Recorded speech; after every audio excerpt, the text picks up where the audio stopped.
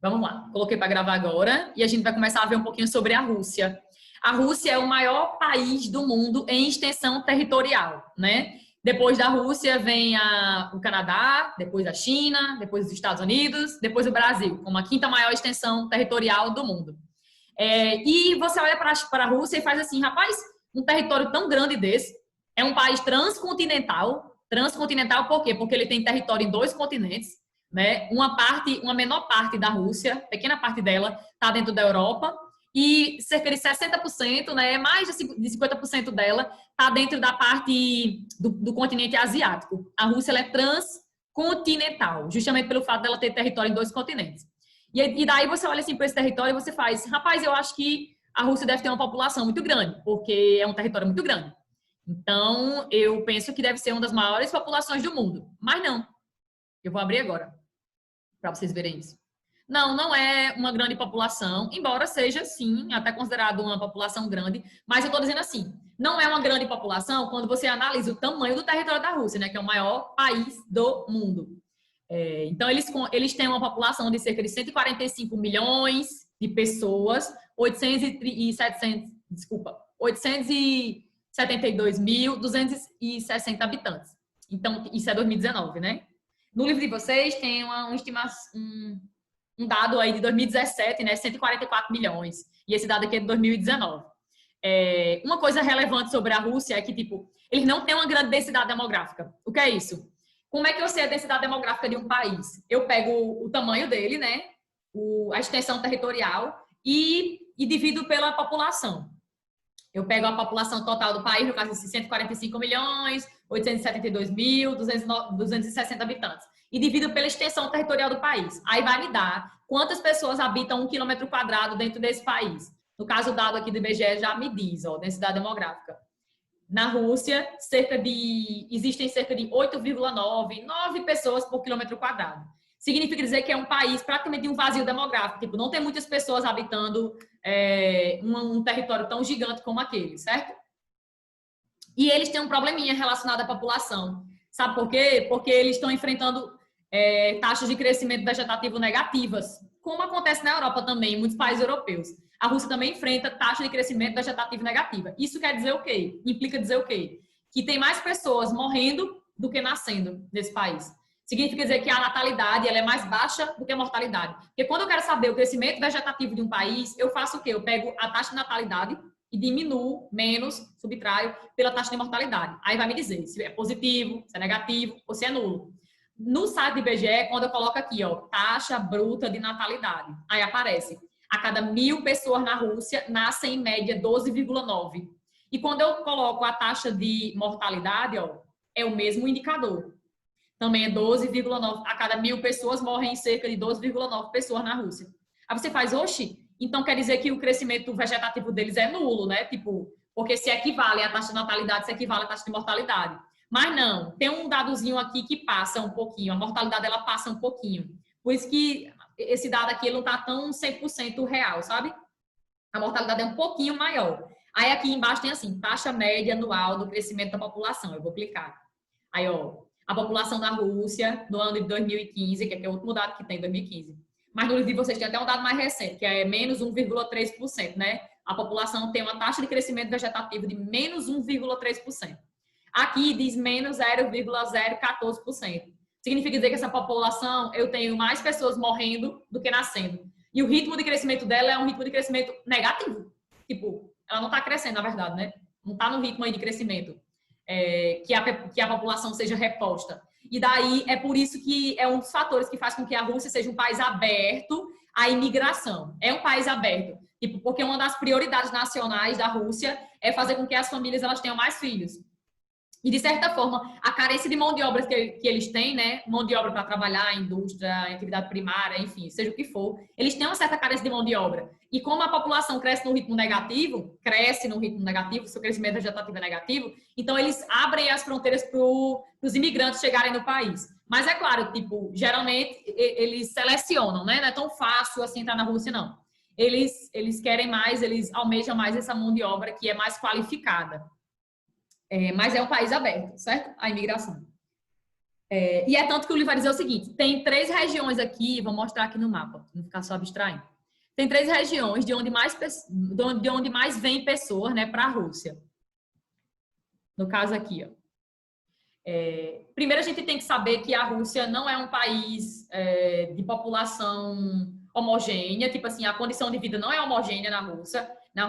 A gente vai ver que a população da Rússia europeia, ela é mais desenvolvida do que a população da Rússia asiática. A asiática tem condições de vida mais precárias, mais pobres, eles são mais pobres. E dentro da Rússia existe migração intensa da parte leste, que é essa parte que vai dos Montes Urais até o Oceano Pacífico, para dentro da parte europeia, porque é a parte mais desenvolvida da Rússia. Já vou falar disso. Mas, enfim, a Rússia também recebe imigrantes de outras partes do mundo, sobretudo dessa região aqui do leste da Europa, que no passado, grande parte desses países aqui faziam parte da ex-União Soviética, que a Rússia, o governo da União Soviética, no caso, ficava na Rússia, Moscou. Que até hoje, né? Hoje em dia, o governo da Rússia continua sendo Moscou. Mas a Rússia não faz parte, mas não existe mais União Soviética. Ela acabou em 1991. Mas, enfim, a Rússia recebe muitas pessoas, muitos imigrantes provindos aqui do leste da Europa, que é a parte menos desenvolvida da Europa, né? A gente já falou disso. Aí também recebe muitos imigrantes vindos dessa região aqui, ao sul do Cáucaso. Cáucaso é esse aqui que o meu mouse está em cima agora. É uma região montanhosa, certo? Que fica mais ou menos nessa parte oeste, né, da Rússia. Na parte oeste da Rússia. Então, grande parte das pessoas que chegam na Rússia também provém de países aqui nas proximidades do Cáucaso, das cadeias do Cáucaso. E também a Rússia recebe muitos imigrantes provindo de países aqui da Ásia Central, certo? Visando aí emprego, uma melhor condição de vida, enfim. E também pelo fato de que a Rússia é um país aberto à imigração, certo? Ao recebimento de pessoas. Justamente pelo fato do problema que eles enfrentam em relação à população, que não tem aí índices positivos de crescimento vegetativo. E eles carecem de população. Né? O livro de vocês vai destacar o seguinte, que o país ele tem como prioridade nacional essa questão da natalidade, tipo, incentivar a natalidade, né? O governo fica incentivando, né, de certa forma, para que as famílias elas tenham mais filhos, para que eles consigam aumentar o percentual da população, de crescimento vegetativo da população. Ok, mas eles também são abertos à imigração. É isso que eu quero que vocês fixem aí na cabeça de vocês. Justamente, são esses imigrantes que chegam na Rússia que faz com que a Rússia não tenha, como é que eu posso dizer? Não sofra tanto com esse crescimento vegetativo negativo, certo? É essa quantidade de imigrantes que eles recebem que consegue ali equilibrar o crescimento da população do país. Que vem dessas 3 regiões que eu falei, do leste da Europa, da Ásia Central e do sul do Cáucaso. Ok, deixa eu ver se falta mais alguma coisa. Falta sim, vamos lá. Vamos falar... Eita, deu uma batida aqui. Vamos falar das partes leste, da parte leste da Rússia e da parte oeste da Rússia. Existe uma diferença drástica entre essas 2 parcelas aqui do território da Rússia. Primeiro, a gente tem que saber que essa região aqui que tem o nome Montes Urais, se vocês deram um zoom aí, vocês vão ver. Aqui, onde está o mouse agora, tem uma cadeia de montanha, né, uma área montanhosa, chamada Montes Urais. Os Montes Urais, eles dividem o que é Europa do que é Ásia, certo? É tipo uma divisa aqui entre Europa e Ásia. Entre a Rússia, que é europeia, a parte da Rússia que é europeia, está nessa parte oeste aqui dos Montes Urais, e tudo que está aqui a leste dos Montes Urais, né, aqui, dessa parte aqui, constitui a parte asiática da Rússia, que é a maior parte da Rússia. Essa parte asiática da Rússia, ela compreende cerca de 60% do território da Rússia, que engloba justamente a parte da Sibéria, né? Essa parte da Rússia asiática, ela é chamada de Sibéria, certo? A região da Sibéria. E daí compreende em torno de 60% do território. Eu não sei se vocês lembram, não sei se vocês já estudaram, na época do Stalin, né? Quando o Stalin estava no governo da União Soviética, era muito comum o Stalin mandar a galera que era contra o seu governo, o regime comunista e tal, ele mandava para as prisões geladas da Sibéria. Lembra disso? Não sei se vocês já viram. Era muito comum Stalin mandar todo mundo que era contra o governo dele para a Sibéria, para a região gelada da Sibéria. E ele mandava justamente para essa parte aqui, asiática da Rússia, para essa parte ao norte, sobretudo, né, do centro ao norte da Rússia, que é onde a gente vai encontrar os climas mais frios. Na parte norte da Rússia, a gente encontra o clima frio polar, ou seja, é uma área que o solo ele permanece congelado praticamente o ano todo, que é muito frio, né? As temperaturas são negativas, o inverno é extremamente rigoroso nessa região. Então era muito comum na época do Stalin ele mandar toda a galera que era opositor, né, que tipo não era contrário ao governo dele ou ao governo comunista, mandava para essas prisões geladas da Sibéria e as pessoas morriam lá, certo? Era uma forma de tortura que ele encontrava e que ele achava super legal. Enfim, então essa parte aqui dos montes Urais, essa cadeia de montanhas que existe aqui, ela realmente divide a parte europeia da parte asiática. Da parte asiática que eu tô falando dessa parte da Sibéria, né, da Rússia. Aí vamos para essa parte europeia, ela é muito importante. Dentro da Rússia europeia, a gente vai encontrar duas cidades extremamente importantes para a Rússia, que vai ser a capital da Rússia, que é Moscou. Espera aí que eu vou mostrar em outro mapa, que fica melhor. Tcharam. Deixa eu botar aqui. Rússia, mapa. Vou botar aqui o Maps.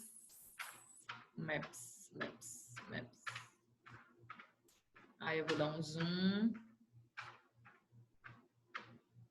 Não precisa de tanto. Deixa eu ver se precisa de tanto. Precisa assim. Já tá aparecendo Moscou para mim, já tá aparecendo a outra cidade que eu disse que ia falar dela. Olha, essa parte aqui do mapa, tá vendo? Olha, que tá em contato com o país do leste europeu, é a parte europeia da Rússia. Aqui. Moscou é a capital da Rússia, certo? Mas tem duas cidades aqui que eu disse que eram muito importantes. No caso, Moscou, né? Que é a capital, é o centro político da Rússia, de onde saem as principais decisões da Rússia, e São Petersburgo, certo? São Petersburgo também é outra cidade muito importante aqui, na parte europeia também da Rússia. Dentro dessa parte europeia da Rússia, a gente vai encontrar um índice de urbanização muito alto. Chega a ser de 74,3% o índice de urbanização aqui. Quer dizer o seguinte, que nessa parte europeia da Rússia, grande parte das pessoas habitam zonas urbanas. No IBGE, no site IBGE, traz esse índice de urbanização, mas é geral. Quer ver? População residente em área urbana. Mas aqui é no geral, não é só na parte europeia ou só na parte asiática, é geral. Então, na Rússia, realmente, é praticamente a mesma coisa, né? Do que acontece na parte europeia. A Rússia, como um todo, ela apresenta mais de 74% da população habitando zonas urbanas. E em torno de 25,4% de pessoas habitando zonas rurais. É um país urbanizado, assim como o Brasil é também. Mas essa parte europeia, ela é uma parte muito dinâmica, certo? Dinâmica. Tanto em termos populacionais, porque boa parte, na verdade, cerca de 78% da população que reside na Rússia habita a parte europeia. Então, a parte europeia da Rússia é muito importante, embora seja menor. Ela é a menor parte da Rússia, mas ela é a mais habitada. E eu disse que era a parte mais dinâmica. Por que ela é a parte mais dinâmica da Rússia? Primeiro, porque se concentra o poder político, que é aqui, na parte europeia, Moscou, e se concentra também a maior parte de indústrias da Rússia, também se localiza nessa parte aí europeia. É por isso que é uma parte muito visada. Boa parte da galera do leste, da Sibéria, fica migrando para essa parte aí da Europa, porque visa essa questão de que aí tem melhores condições de vida dentro do território. Então, pronto. Em suma, de início é isso, né? Essa parte europeia é mais envolvida, concentra o maior número de atividades, a economia é mais dinâmica, a indústria também, onde a gente encontra o setor político, o centro político e também o centro econômico do país. Ok, agora vamos para outro mapa. Espera aí. Vamos para um mapinha físico para a gente falar das questões físicas do território da Rússia. Isso tem muito a ver com as riquezas desse país. Eu não sei se vocês já devem ter visto, né, em algum canto, lido sobre a Rússia. A Rússia é um dos países que mais possui petróleo no mundo, né? É uma das maiores produtoras mundiais de petróleo e gás natural do mundo. Ela também é rica em vários outros minérios. E a gente vai ver que grande parte dos minérios da Rússia se encontram nessa parte aqui, a leste da Rússia, né? Tanto na parte da Sibéria, que é a parte mais gelada, se concentra na parte central e na parte norte do território da Rússia, certo? E o que é uma coisa até ruim, negativa.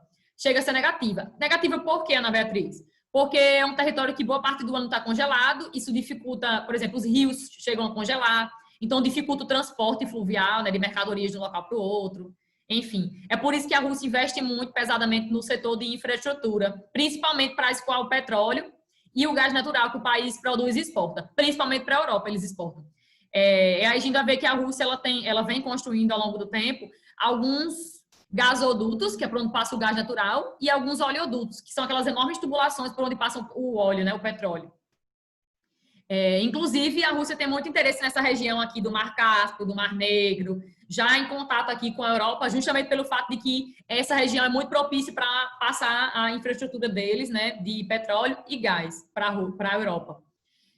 Enfim, o ponto negativo que eu queria destacar em relação à economia é isso, é que boa parte das riquezas do país, assim como está mostrando aí no livro de vocês, se vocês estiverem com o livro, na página 386,